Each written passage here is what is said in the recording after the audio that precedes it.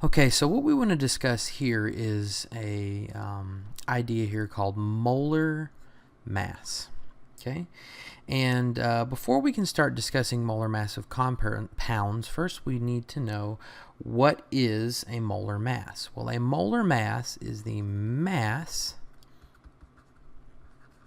in grams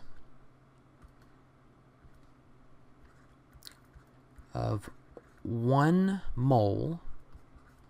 It's important to point out 1 mole of an element.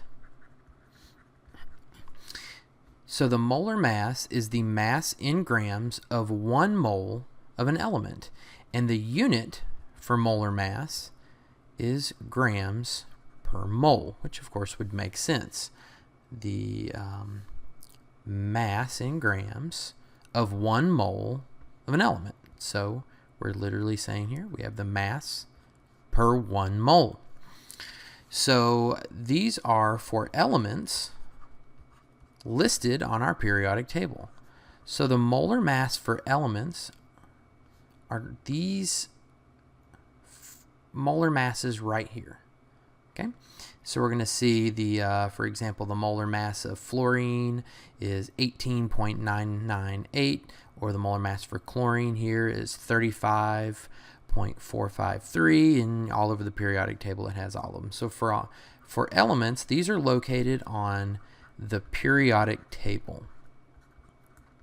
So you just go find them and look them up. And if we were wanting to know, what is the mass in grams of 1 mole of, say, krypton, well, we can just go on the periodic table and look at the periodic table. But sometimes we may want to know the mass of a compound. So let's talk about the molar mass of compounds for a second, because the molar mass of elements are pretty straightforward. You just find them on the periodic table and write them down.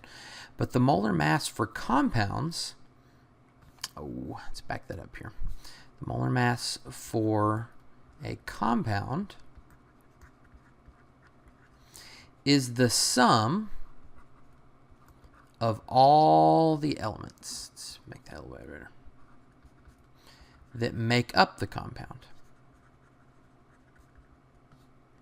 So it is the sum of all of the elements that make up the compound. So let's use MgCl2, magnesium. Let's just start the entire thing over. So let's use magnesium chloride as our example. So magnesium chloride is an ionic compound, so we're going to have to look for our charges to make sure we write this correctly. So we have magnesium, it's from group 2, so it's got a 2+ charge, and we have a chlorine, that's from group 17, that's a minus charge. So to write this correctly, we're going to need 2 chlorines. So magnesium chloride is MgCl2. And if I wanted to know the molar mass of magnesium chloride, or the mass in grams of 1 mole of magnesium chloride, I just need to add up 1 magnesium and 2 chlorines. And so we go up here to the periodic table, and what we're going to find is the molar mass for 1 magnesium is 24.305. And what we're going to do is we're just going to round most of these to the hundredths place. That's that second decimal place. That's pretty good for most of our purposes here.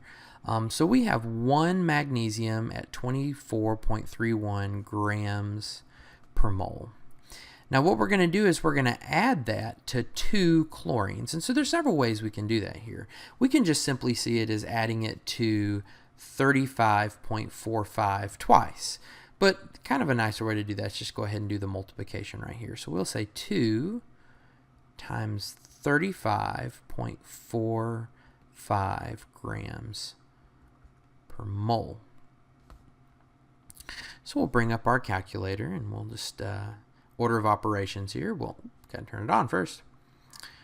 We'll take 2 times 35.45, and that comes out to 70.9, and then we will add 24.31 for a grand total of 95.21. And so we'll come back over here, and we have a total of 95.21 grams per mole. And that is the molar mass for the compound magnesium chloride.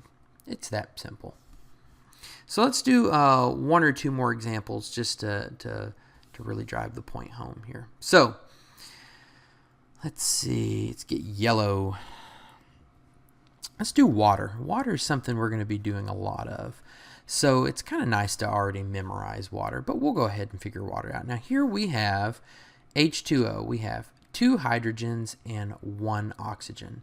So the molar mass for H2O is going to be the molar mass of 2 hydrogens and 1 oxygen added together. So we go over to the periodic table and see that rounded to the hundredths place, a hydrogen is 1.01, and we have 2 of them. So we're going to multiply that by 2, and that will give us 2.02 grams per mole. And that the molar mass for 1 oxygen, here when you round to the hundredths place, you'll notice that it bumps the 9 up, which bumps this 9 up. And so typically what we're going to always use for oxygen is we're just going to use 16 grams per mole.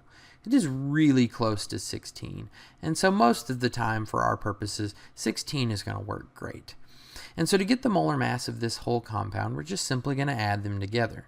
2.02 grams per mole, that's from the 2 hydrogens, okay, plus 16 grams per mole from the oxygen. And the molar mass of the compound water is 18.02 grams per mole. And then the last thing that we'll do here is an example in which we have a compound that has some parentheses. And that always seems to throw students off sometimes, so I thought it was good to do an example with one of those. So let's say that we want to find the molar mass, let's clear this out of the way here, of ammonium sulfate. Let's find the molar mass of ammonium sulfate. So this is ionic, right? So ammonium, that is NH4 plus, and sulfate, that is SO4 2 minus. And so for this to be neutral, you can see that we're going to need 2 ammoniums. So we have lots of atoms making up ammonium sulfate. And when we have lots of atoms, especially when we have a parentheses here in which we have numbers on the outside of the parentheses, it can get a little sticky, and so students sometimes like to be shown first time around. So remember, just like it's the distributive property in math, we're just going to distribute this 2 in. We have 2 times 4 hydrogens for a total of 8 hydrogens. We have 2 times 1 nitrogen for a total of 2 nitrogens. We have 1 sulfur, and we have 4 oxygens. So we have 4 oxygens. So we can just add all of these up right here and then just get the grand total.